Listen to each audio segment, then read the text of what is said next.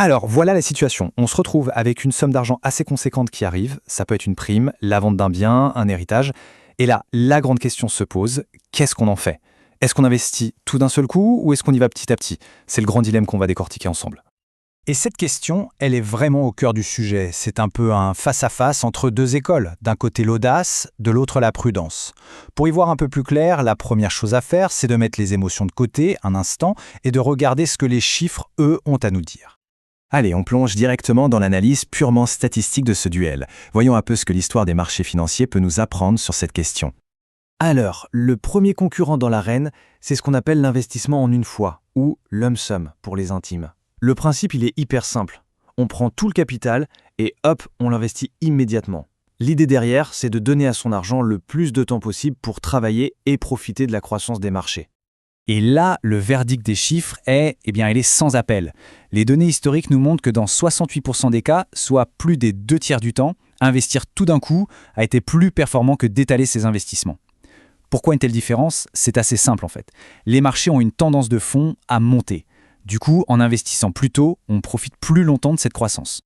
Et attention, cette statistique ne sort pas de nulle part. Elle vient d'une étude très complète de Vanguard, qui a été menée sur une période de presque 50 ans et sur plusieurs grands marchés mondiaux. Autant dire que c'est une base de données extrêmement solide, ce qui donne un poids considérable à cette conclusion.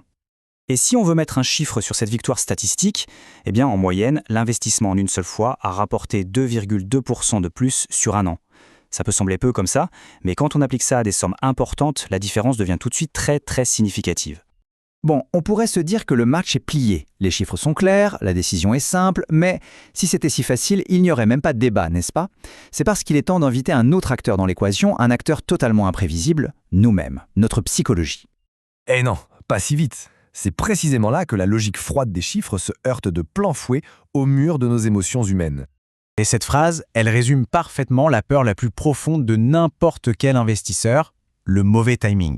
L'angoisse d'investir tout son capital juste avant une chute majeure du marché, c'est une émotion extrêmement puissante. Elle est capable de paralyser la meilleure des logiques. Il faut s'imaginer une seconde, voir son capital, de l'argent durement gagné ou hérité, fondre de moitié en quelques semaines. La pression psychologique est juste immense et ça peut pousser à prendre la pire des décisions possibles, vendre au plus bas en pleine panique. Et là, une perte qui était virtuelle sur le papier devient une perte bien réelle et souvent colossale. On arrive donc au cœur du conflit, au compromis central de cette décision.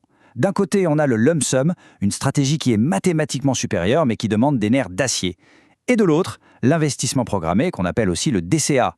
Il est statistiquement moins performant en moyenne, mais il agit comme un véritable amortisseur psychologique. Il lise le point d'entrée et aide à dormir la nuit. On comprend alors qu'il n'y a pas de réponse universelle, pas de solution miracle. La question n'est plus « quelle est la meilleure stratégie ?», mais bien « quelle est la meilleure stratégie pour soi ?» Et cet équilibre, c'est vraiment la clé. D'un côté, il y a la logique froide de l'analyse, la tête, qui nous pousse vers la solution optimale. De l'autre, il y a la réalité bien plus chaude de nos émotions, le cœur, notre peur de perdre.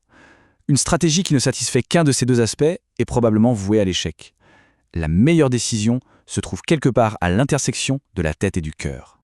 Alors, pour résumer les points essentiels à retenir, oui, les chiffres favorisent l'investissement en une fois. C'est un fait. Mais le risque émotionnel, lui, est bien réel. Et le sous-estimer serait une grave erreur. Si on sait qu'on n'est pas prêt à supporter la volatilité, alors fractionner son investissement est une approche beaucoup plus saine. Le confort psychologique, ce n'est pas un luxe, c'est un facteur clé de la performance sur le long terme. Finalement, la stratégie la plus performante sera toujours celle à laquelle on arrive à se tenir dans les bons comme dans les mauvais moments. La vraie question est donc de bien se connaître, pour trouver la stratégie qui correspond non pas aux statistiques, mais à son propre tempérament.